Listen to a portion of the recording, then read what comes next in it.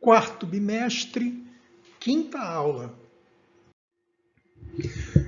Segundo a lei da termodinâmica, ao analisarmos o movimento de um pêndulo simples, observamos que ele cessa seu movimento depois de algum tempo, em função principalmente da resistência do ar, pois sua energia mecânica diminui até que ele chegue ao repouso. No decorrer do movimento, a energia mecânica do pêndulo se converte em energia térmica. No entanto, não se observa a transformação contrária. De forma espontânea, não ocorre a conversão da energia térmica em energia mecânica para o movimento oscilatório do pêndulo.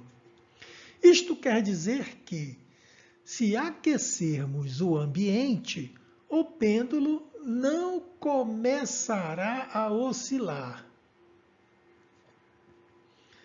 Apesar de a primeira lei da termodinâmica não impedir, por definição, que a energia inicial seja recuperada, a probabilidade de isso acontecer é infinitamente pequena.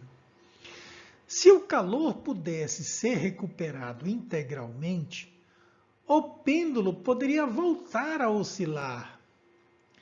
O que se observa na prática é que o pêndulo não volta a oscilar, pois o calor somente migra espontaneamente de um corpo de temperatura mais alta para outro de temperatura mais baixa. A segunda lei da termodinâmica enuncia exatamente esse fato.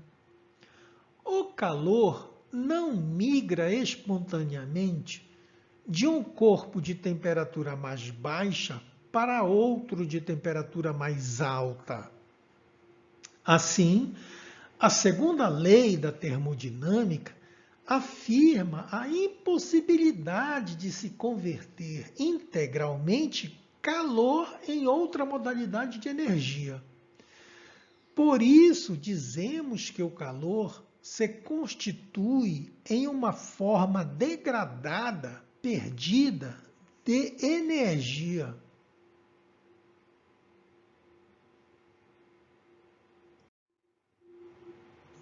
Máquinas frigoríficas. Apesar de aparentemente violar a segunda lei da termodinâmica, as geladeiras retiram calor da fonte fria, congelador, e devolvem calor para a fonte quente, ambiente. Ou seja, podemos dizer que o calor está migrando da temperatura mais baixa para o corpo de temperatura mais alta. Esse fato, de fato, é isso que ocorre. Mas note que não é de forma espontânea, e sim à custa de trabalho de um compressor. Chamamos de máquina frigorífica o dispositivo que funciona convertendo o trabalho em calor. A geladeira é, portanto, um exemplo de máquina frigorífica. Observe nas figuras a diferença entre uma máquina de aquecimento e uma máquina de resfriamento. À esquerda, representação do fluxo de calor de uma máquina térmica de aquecimento. À direita, representação do fluxo de calor de uma máquina térmica de resfriamento. A eficiência de uma máquina frigorífica é dada pelo quociente entre a quantidade de calor retirada da fonte fria, Q2, e o trabalho envolvido nessa transferência? Tal. E é igual a Q2 sobre tal. Ao contrário do rendimento de uma máquina térmica, a eficiência pode ser maior que 1, não sendo expressa em porcentagem. Ciclo de Carnot. A máquina térmica ideal, com rendimento de 100%, era um objetivo perseguido pelos cientistas até o início do século XIX. O engenheiro francês Nicolas Sade Carnot, 1796-1832, estudou minuciosamente o processo de transformações de calor em trabalho, procurando maior eficiência nas máquinas térmicas. Ele então propôs uma máquina teórica que, trabalhando entre duas temperaturas fixas, uma quente e outra fria, executava uma transformação cíclica composta de duas transformações isotérmicas e duas adiabáticas, intercaladas e reversíveis. O trabalho tal realizado é positivo e numericamente igual à área do ciclo ABCDA, que será percorrido no sentido horário. O ganho e a perda de calor pelo gás dependerão de temperatura entre as fontes. Ou melhor, o ganho e a perda de calor pelo gás dependerão da diferença de temperatura entre as fontes. Corrigindo, claro. Considere uma máquina térmica com um volume de gás sendo submetido a expansões e compressões por meio do ciclo de Carnot, em que a fonte quente apresenta uma temperatura Ti e a fonte fria uma temperatura T2. Para completar o ciclo, o gás passa pelas 4 transformações.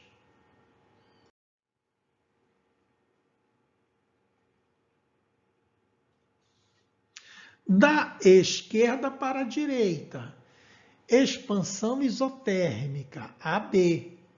O gás retira calor da fonte quente, Q1. 2. Expansão adiabática, BC. Não há troca de calor. 3. Compressão isotérmica, CD. A perda de calor para a fonte fria. 4. Compressão adiabática, DA. Não há troca de calor.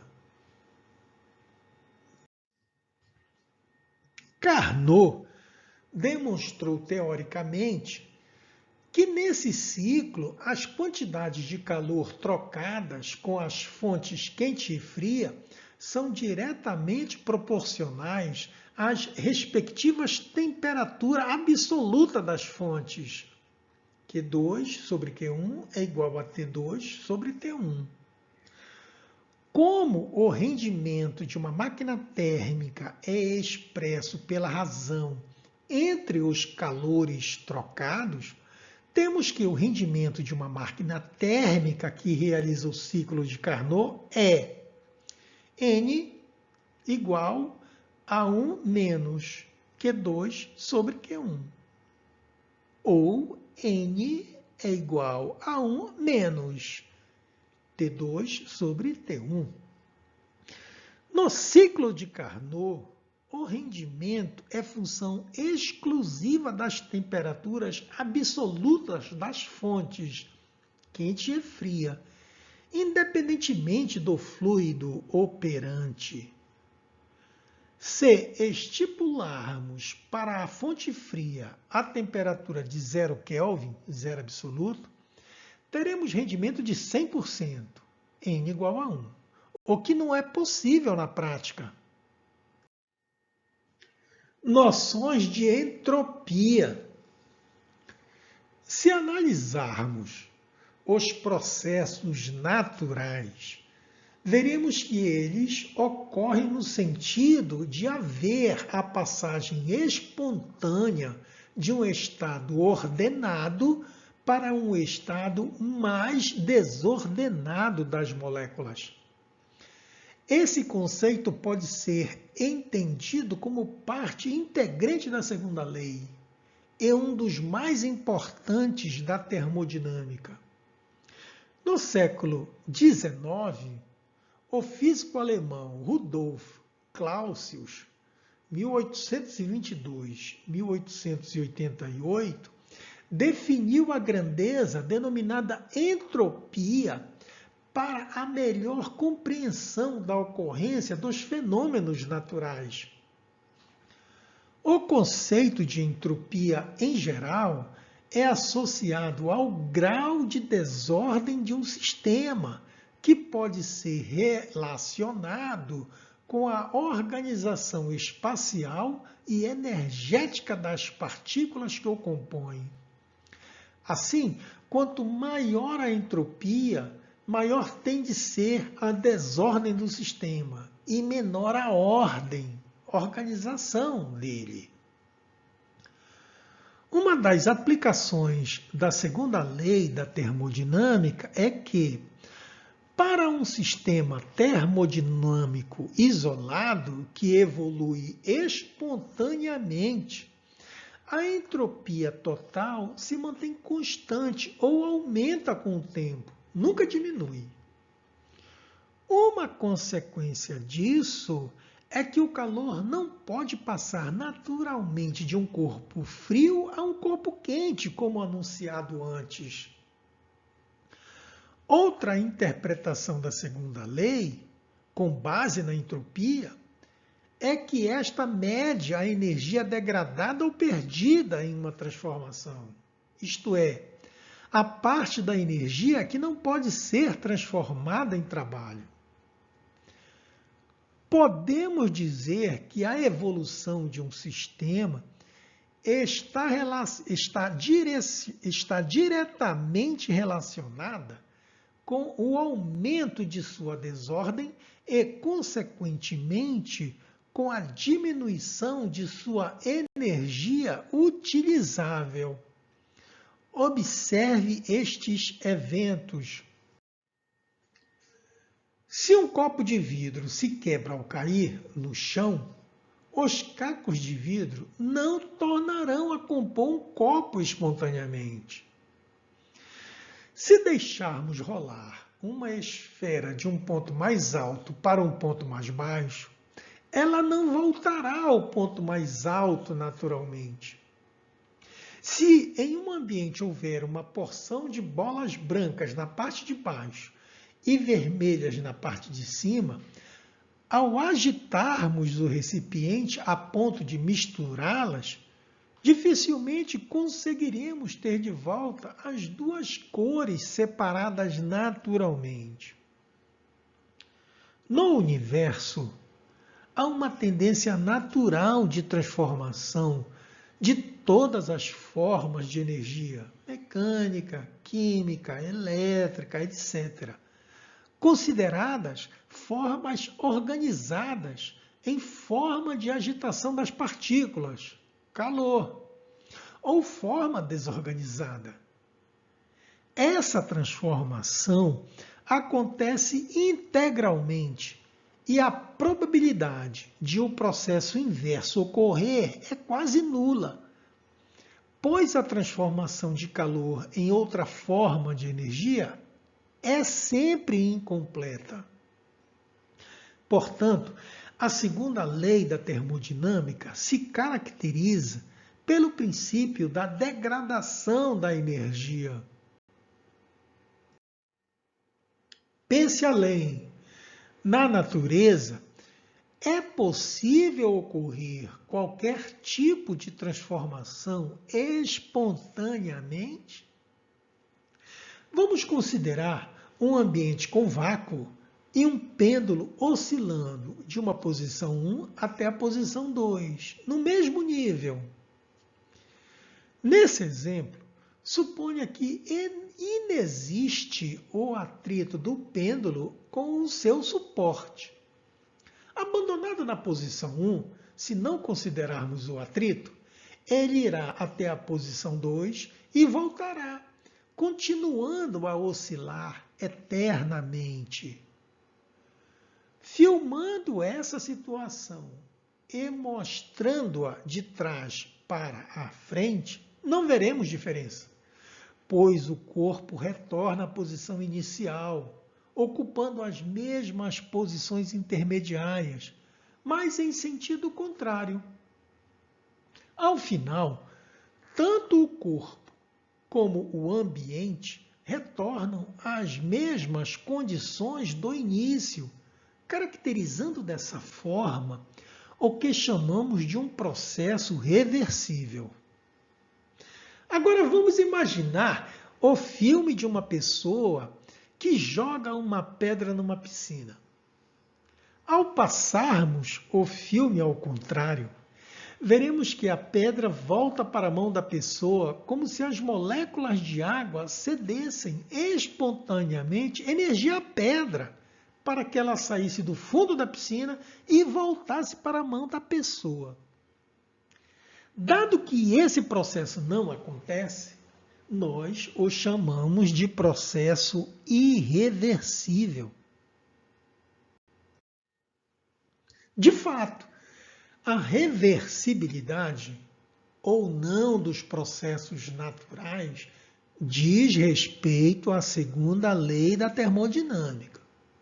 Ainda que a quantidade de energia do universo não se altere para um processo natural ser reversível, deve existir a possibilidade de se obter energia do ambiente.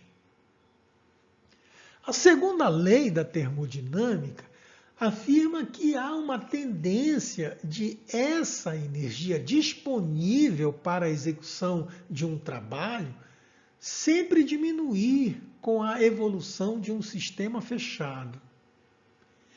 Essa diminuição seria em decorrência da transformação da energia útil em uma forma de energia não útil, como a energia térmica, na verdade de baixíssimo rendimento.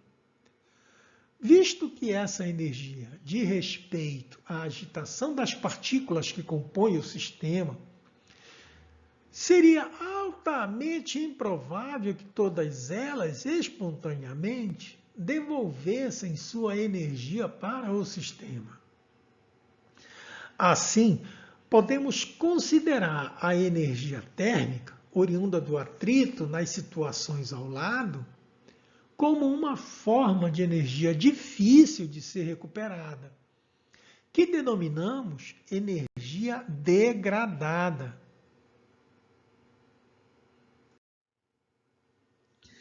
Exercícios resolvidos. Exercício de número 8.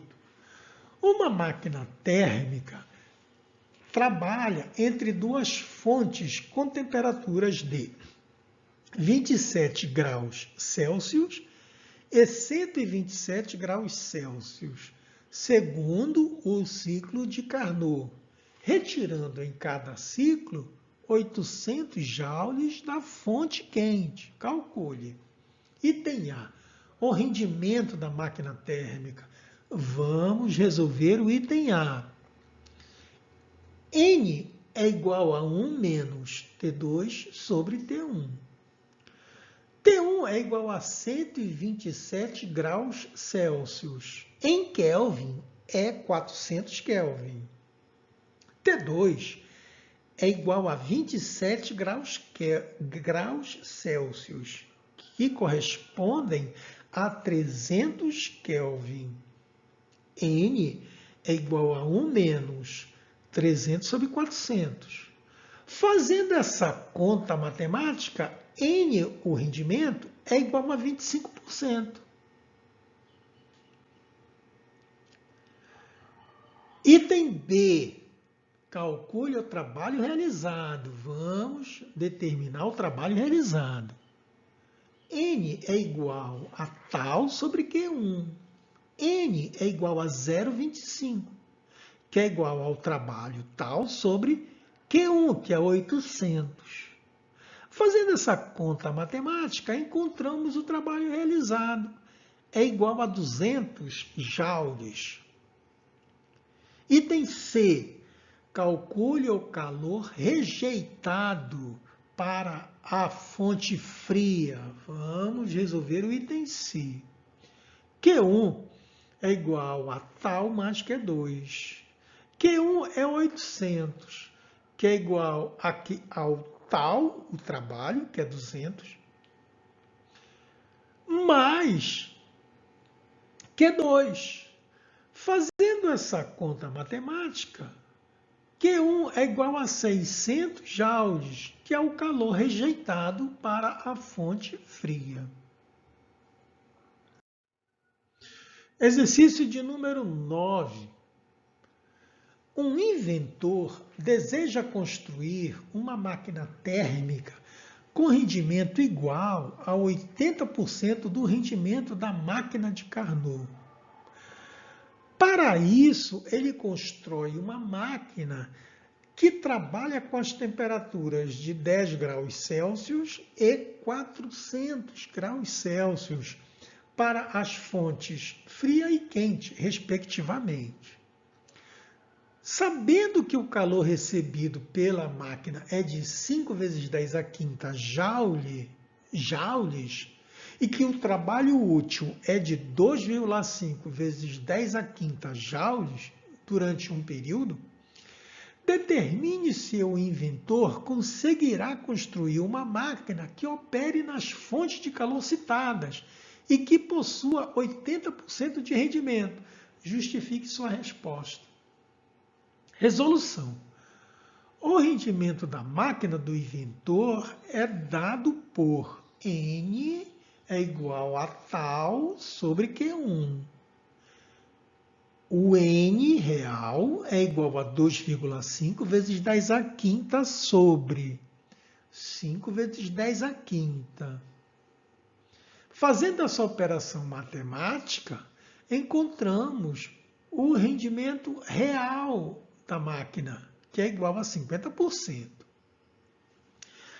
Como o inventor deseja construir uma máquina com rendimento igual a 80% do rendimento da máquina de Carnot, temos como condição necessária N real igual a 80% de N máximo, em que N máximo é dado pelas fontes quente e fria. Então, N máximo é igual a 1 menos T2 sobre T1. N máximo é igual a 1 menos 273 mais 10 sobre 273 mais 400. Já convertendo as temperaturas Celsius para Kelvin. Fazendo essa operação matemática, obtemos o rendimento máximo, é igual a 42%. Portanto, o N real é igual a 80%. N real é igual a 0,8 de N máximo. O N real é igual a 0,8 vezes o N máximo de 42%, ou 0,42.